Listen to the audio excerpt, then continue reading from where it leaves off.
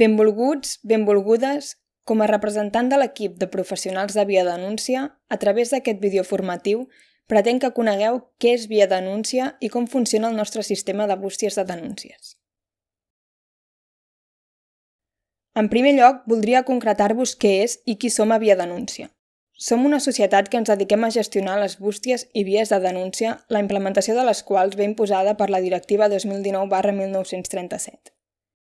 Via Denúncia la conformen dos partners. Per una banda, els socis que conformen l'àmbit legal i per l'altra, els tècnics informàtics que han dissenyat aquest sistema conforme a les especificacions que marca la directiva.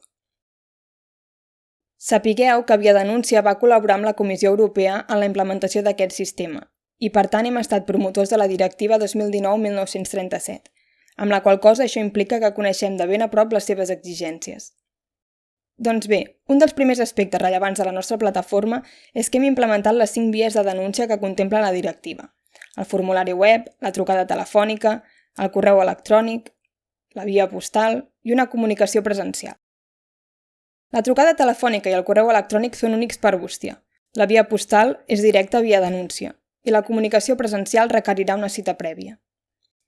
Respecte a la gestió de les bústies, la directiva ja no permet que les bústies siguin gestionades per un ens, és a dir, per Via Denúncia genèricament, sinó que cal atribuir aquesta responsabilitat a una persona física concreta, és a dir, a un professional concret de Via Denúncia.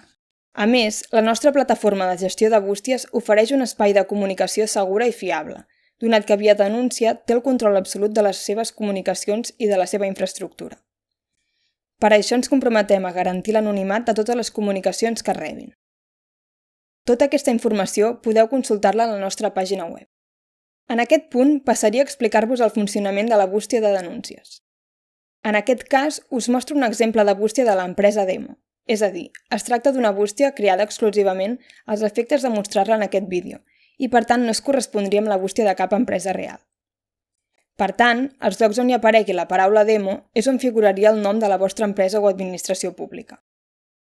Per poder trobar el link o l'enllaç d'aquesta bústia, aquest hauria de figurar a la pàgina web de la vostra empresa o entitat, per tal que la persona que vulgui efectuar la comunicació o denúncia pogués accedir-hi.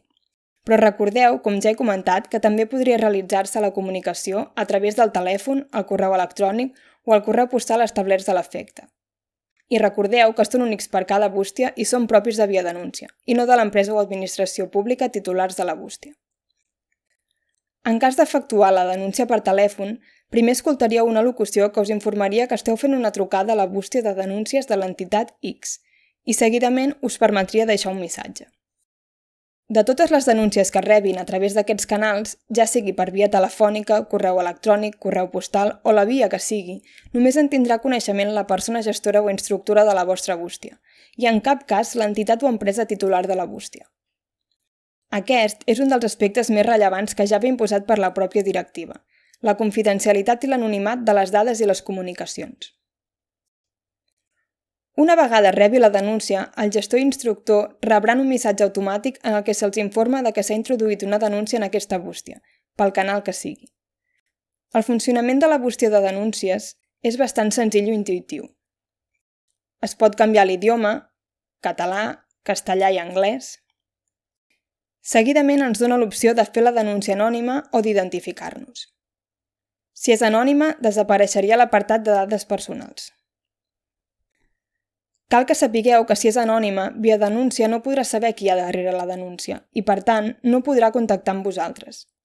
Però més endavant veurem que, tot i així, el programa genera un enllaç i una contrasenya per fer-ne el seguiment. Aleshores, ens permet escriure un resum del que volem denunciar. També cal especificar el motiu al qual es correspon amb el llistat de delictes i infraccions de dret de la Unió. Aquí posaríem el text de la denúncia i també se'ns permetria adjuntar documents fins a un màxim de 25. En l'apartat de dades personals ho ompliríem amb les nostres dades, a no ser que haguem escollit que la denúncia sigui anònima. Finalment, acceptaríem els termes i la protecció de dades i li hauríem de dir que estem conformes. També, en aquest apartat, podríeu consultar alguns fitxers com el codi ètic o el reglament del canal ètic de l'empresa o entitat titular de la bústia. Una vegada complimentat això, faríem clic a enviar i automàticament apareix un missatge amb un enllaç i una contrasenya per poder accedir a la plataforma i fer-ne un seguiment. Tot i que no tindríeu accés a tota la documentació de la denúncia, però sí a conèixer l'estat del tràmit que heu iniciat. El termini per admetre o inadmetre la denúncia és de 7 dies des que rep la comunicació, i en 3 mesos s'haurà d'haver acabat tot el procediment, amb una única possibilitat d'ampliar-se a 6 mesos en cas d'investigació altament complexa. La gestió de la bústia la portarà l'anomenat gestor de la bústia, que formarà part de Via Denúncia, i ningú més, excepte que l'entitat o administració autoritzi el gestor a tenir una persona delegada o de suport. Per tant, tornar a destacar que aquesta denúncia no serà rebuda per l'entitat pública o l'empresa titular de la bústia, sinó que l'anonimat i la confidencialitat són absoluts. Tots els sistemes i infraestructures de telecomunicació són propis de Via Denúncia i, per tant, no poden haver-hi filtracions. Estem auditats per una associació de pèrits informàtics que certifica la seguretat del nostre sistema. Espereu que ens feu confiança i per a qualsevol dubte o consulta ens trobem a la vostra disposició. Moltes gràcies per la vostra atenció i fins aviat.